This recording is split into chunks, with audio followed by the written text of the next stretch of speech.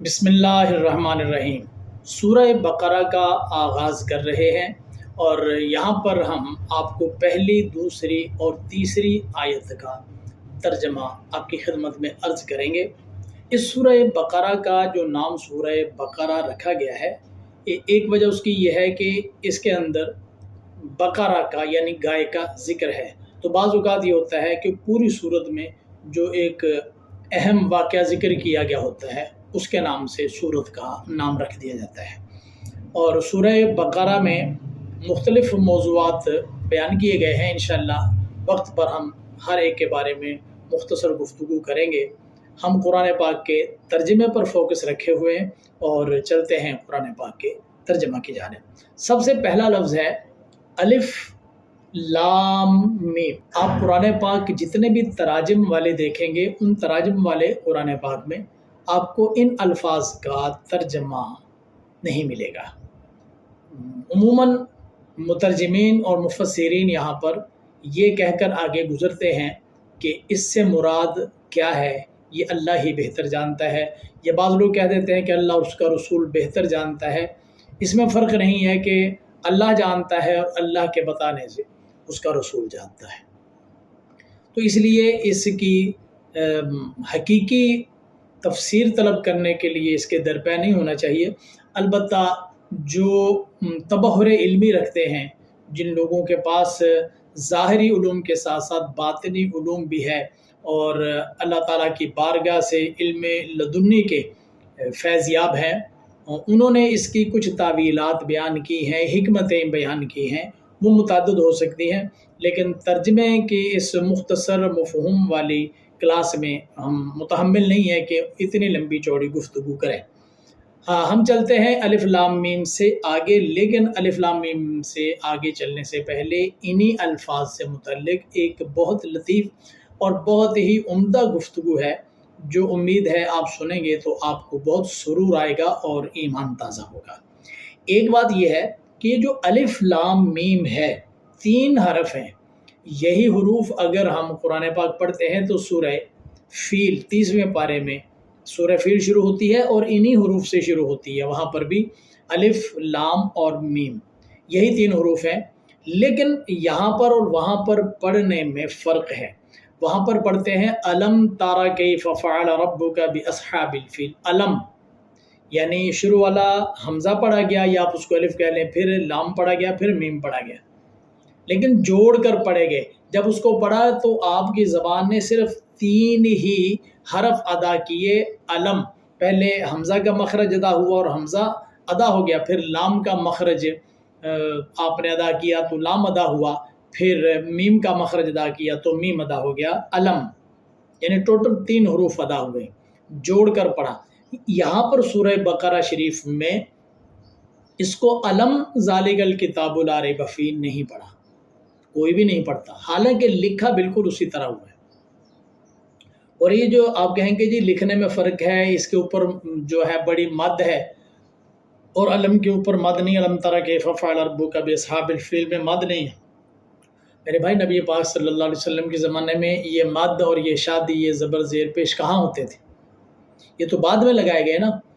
تو جب زبر زیر پیش نہیں ہوتے تھے تب یہ کیسے فرق پتہ چلا کہ یہ الف لام میم یوں پڑھنا ہے اور اس کو علم پڑھنا ہے؟ ورنہ اگر آپ لاجک کی طرف جائیں تو اس کو اگر الف لام میم پڑھا گیا تو اس کو بھی الف لام میم تارا کیف فعل ربک باصحاب الفیل یوں پڑھ سکتے تھے نا۔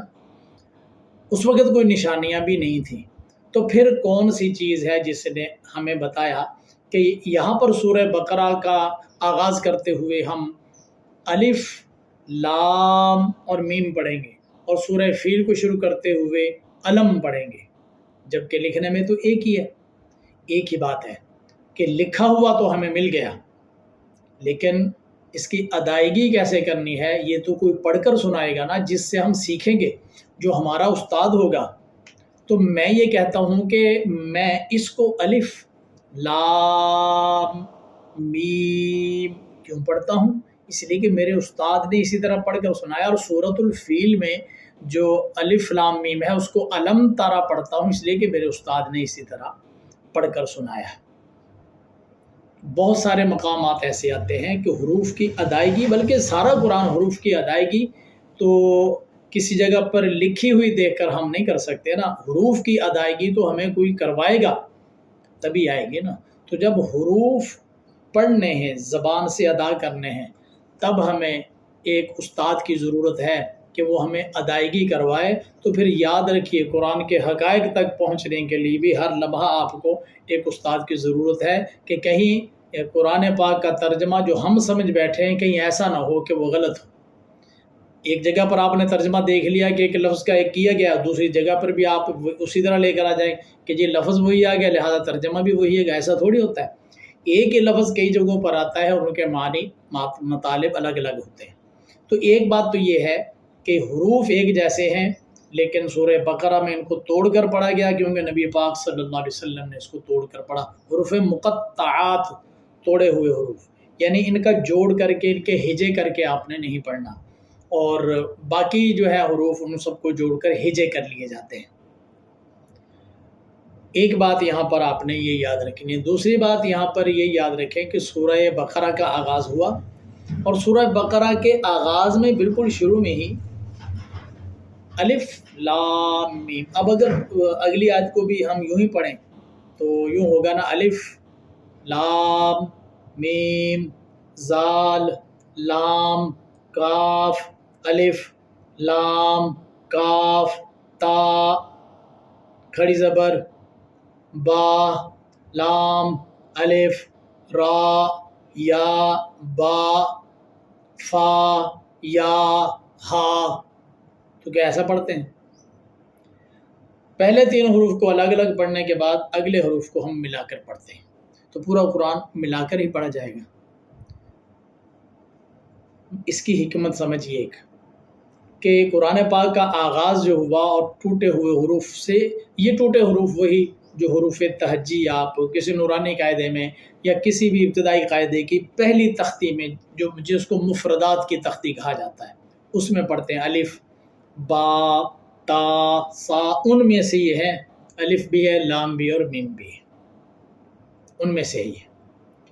تو یہاں پر قرآن پاک کے آغاز میں ان حروف کو رکھنے کی ہزاروں کروڑوں حکمتیں ہو سکتی ہیں۔ ان میں سے ایک حکمت یہ بھی ہو سکتی ہے کہ یہ بات ہمیشہ یاد رکھیں کہ انسان جو پڑھا لکھا ہے اور جو پڑھا لکھا نہیں ہے، دونوں ہی جب گفتگو کرتے ہیں تو اس کی زبان سے انہی مفرد حروف سے ملے ہوئے جملے نکل رہے ہوتے ہیں۔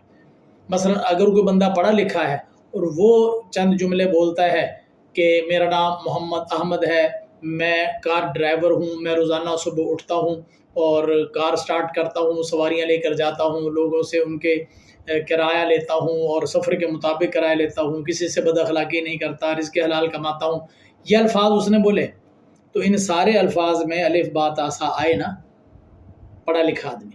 اور کیا خیال ہے آپ کو کہ جو بندہ پڑھا لکھا نہیں ہوتا، جو جاہل ہوتا ہے، جس کو کتاب اس کے سامنے رکھ دی جائے تو وہ انگلی رکھ کر کچھ بھی پڑھ کر نہیں سنا سکتا، لیکن جب وہ بولتا ہے تو اس کے بولنے میں سارے ہی وہ حروف موجود ہوتے ہیں جو ایک پڑھے لکھے آدمی کی زبان سے ادا ہو رہے ہوتے ہیں۔ یعنی اس کے بولنے میں وہی بندہ جو جاہل ہے اور وہ بتاتا ہے کہ میں ایک ہوٹل پر کام کرتا ہوں، تو وہ اردو بولے گا یا پنجابی بولے گا؟ پنجابی بولے گا تو کہہ دے گا کہ جی میرا نام محمد خالد ہے، میں ایک چاہ دے ہوٹل تے کام کردا، سویرے سویرے اٹھ کے نماز پڑھ کے اپنے بچیاں نوں ناشتہ کرا کے تے ہوٹل تے چلے جانا، اتنے سارا دن چاہ پکاؤں، لوگوں دے کام کردا، بھانڈے دھو کے ساری دن گزارا کر کے شام نو گھر آ جانا۔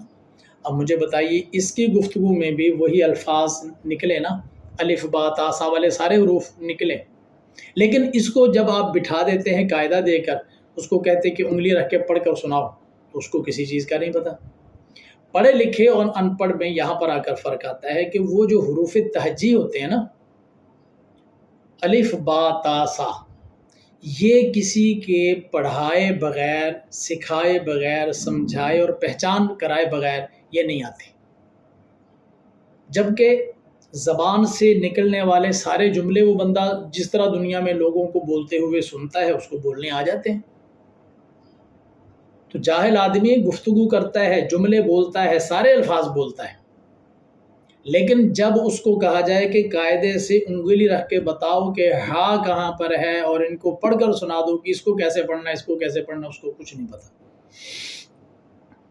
اس لیے کہتے ہیں کہ الجاہل کالأعمی، جو جاہل ہے وہ اندھے کی طرح ہے، کہ ایک نابینا آدمی کے سامنے آپ یہ تختی رکھ دیں اور اس کو کہیں مفردات میں آپ پڑھ کر سنائیں، وہ کہے گا بھی مجھے نظر ہی نہیں آتا، میں کیسے پڑھ کر سناؤں۔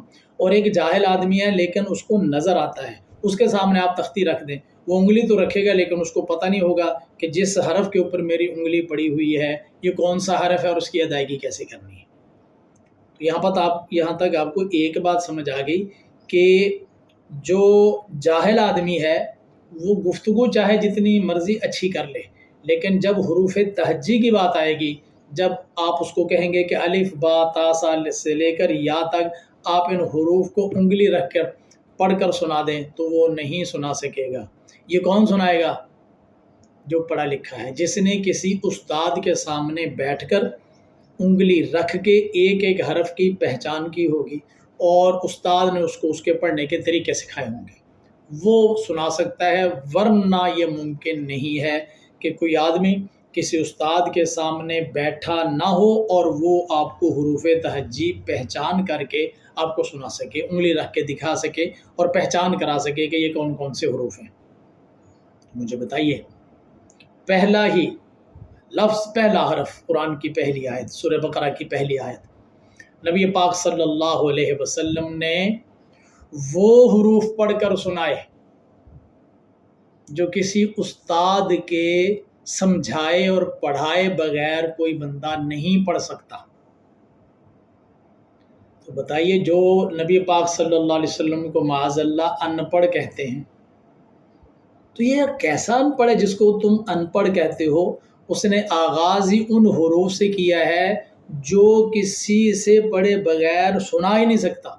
انہوں نے آغاز ہی وہاں سے کیا، گویا کہ رب ذوالجلال نے کل کائنات کو یہ بتا دیا ہے کہ میرا محبوب دنیا میں کسی سے نہیں پڑھا، لیکن مت سمجھیے کہ یہ پڑھا ہوا نہیں ہے، اگر یہ پڑھے ہوئے نہ ہوتے تو تمہیں یہ حروف تہجی الف با تا سا جو حروف مقطعات ہیں نہ سنا سکتے۔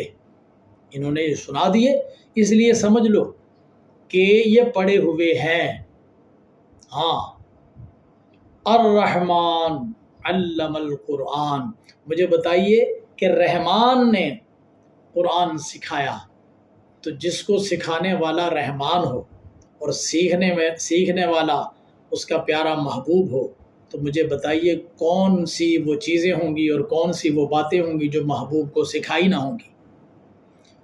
لیجئے صاحب، الف لام میم سے آغاز کر کے دنیا کو چیلنج کر دیا اور بتا دیا کہ میرا محبوب وہ ہے جس نے دنیا میں کسی استاد سے نہیں پڑھا لیکن تمہیں سکھاتا وہ سارا کچھ ہے، بتاتا وہ سارا کچھ ہے جو پڑھے بغیر سمجھ نہیں آ سکتا۔ تو سمجھ لو کہ یہ محبوب پڑھے ہوئے ہیں، کسی سے پڑھ کر آئے اور پڑھنے والے جیسے یکتا یہ پڑھنے والے ہیں ایسے ہی یکتا اس کو پڑھانے والے ہیں۔ الرحمن علم القرآن، رحمان نے قرآن سکھا دیا۔ چلیں جی، یہاں پر گفتگو تو بہت لمبی ہوتی جائے گی، آگے چلتے ہیں۔ آگے ہے ذالکہ، وہ، الکتاب، بلند پایا کتاب۔ الکتاب کا ویسے ترجمہ کتاب ہی ہوتا ہے، اور بلند پایا کتاب، اس کے اوپر جو الف لام آ گیا ہے اس کی بنیاد پر ہم کہہ سکتے ہیں کہ بلند پایا کتاب۔ لا ریبہ، لا کا معنی نہیں اور ریب کا معنی ہوتا ہے شک، نہیں شک، فی ہی، اس میں دو لفظ الگ الگ ہیں، ایک فی اور ایک ہی۔ فی کا معنی میں اور ہی معنی اس میں وہ بلند پایا کتاب ہے جس میں کسی قسم کا کوئی شک نہیں ہے۔ یہ اللہ تعالیٰ کی طرف سے ہے اور اللہ تعالیٰ کی طرف سے ہونے میں کسی کو شک نہیں ہونا چاہیے۔ ہدن، ہدایت ہے، للمتقین میں جو لام ہے اس لام کا معنی ہے کے لیے اور متقین کا معنی ڈرنے والوں، تو ترجمہ ہوگا ہدایت ہے ڈرنے والوں کے لیے۔ الذین، وہ جو، یؤمنون، ایمان لائے یا ایمان لاتے ہیں، بالغیبی، بے دیکھے، وہ لوگ جو بے دیکھے ایمان لاتے ہیں۔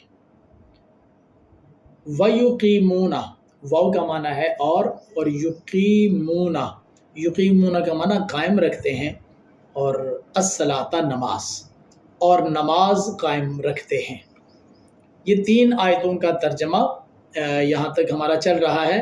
وَمِمَّا، یہاں واو کا معنی ہے اور، مما، من کا معنی ہوتا ہے سے، اور ما جو، رزقنا ہم نے دیا، ہم ان کو، ینفقون وہ خرچ کرتے ہیں، اور جو ہم نے انہیں دیا اس میں سے خرچ کرتے ہیں۔ تو لیجئے صاحب، یہ 3 آیتوں کا میں نے ترجمہ آپ کی خدمت میں مختصر عرض کیا ہے۔ رب ذوالجلال نے اس میں واضح طور پر فرمایا ہے کہ ایک تو بات یہ ہے کہ یہ کتاب ہے جس میں لا ریب، کوئی شک نہیں ہے، ہر حرف ہر لفظ اللہ کی جانب سے نازل شدہ ہے۔ ھدی للمتقین، یہ ہدایت ہے ڈرنے والوں کے لیے۔ ہدایت تو ھدی للناس جمیعا، اللہ تعالیٰ نے قرآن پاک کو ہدایت بنایا ہے سارے لوگوں کے لیے، تمام انسانیت کے لیے ہدایت ہے، یعنی جو ہدایت حاصل کرنا چاہے آئے، اس کو یہاں سے ہدایت ملے گی، سیدھا راستہ ہر بندے کو ملے گا۔ لیکن للمتقین کا مطلب یہ ہے کہ اس کا فائدہ ان کو ملتا ہے جو ڈرنے والے ہیں، جو اللہ تعالیٰ کے ناراضگی کے خوف جن کے دل میں ہوتا ہے، اور ڈرتے ہیں کہ کہیں وہ نافرمانی کی وجہ سے ہم اس کی نافرمانی کریں اور وہ کہیں ناراض نہ ہو جائے۔ دیکھیں، آسمان سے بارش جب نازل ہوتی ہے تو بارش تو سب جگہ پر برابر نازل ہوتی ہے، لیکن سڑک پر نازل ہوئی، پتھر پر نازل ہوئی، گندگی کے ڈھیر پر نازل ہوئی، یا فصلوں میں، باغات میں، اور پھولوں پر اور چمن اور لالہ زار پر نازل ہوئی۔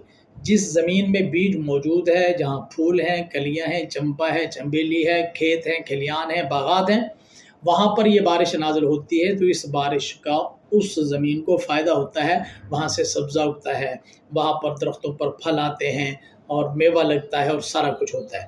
لیکن جو شوخ اور کلر زمین ہوتی ہے، شور زمین، کلر زمین اور بنجر زمین ہوتی ہے، اس زمین پر اگرچہ بارش برستی ہے، لیکن اس زمین کا اپنا سینہ اس قابل نہیں ہوتا کہ اس کو فائدہ مل سکے، تو بارش تو اس پر برستی ہے لیکن اس کو فائدہ نہیں ہوتا۔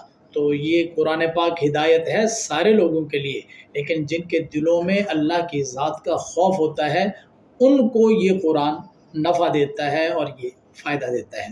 اور الذین یؤمنون بالغیب، وہ لوگ جو غیب پر ایمان رکھتے ہیں، یعنی بن دیکھے ایمان لے آئے۔